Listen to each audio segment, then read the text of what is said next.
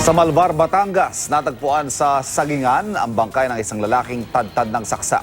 Sa Iriga City, Camarines Sur naman, timbog ang isang barangay kagawad na nakuhanan sa kanyang bahay ng halos 1 milyong pisong halaga ng shabu.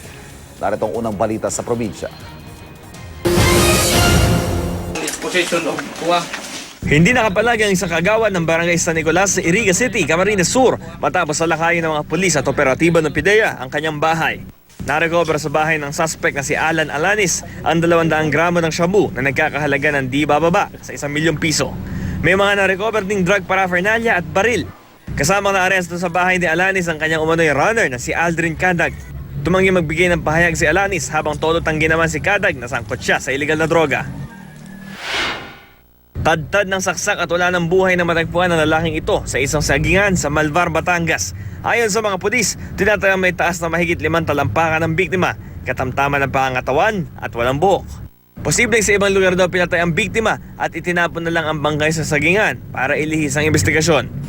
Dinala na sa punerarya ang labi habang inihintay pa ang kanyang mga kaanak.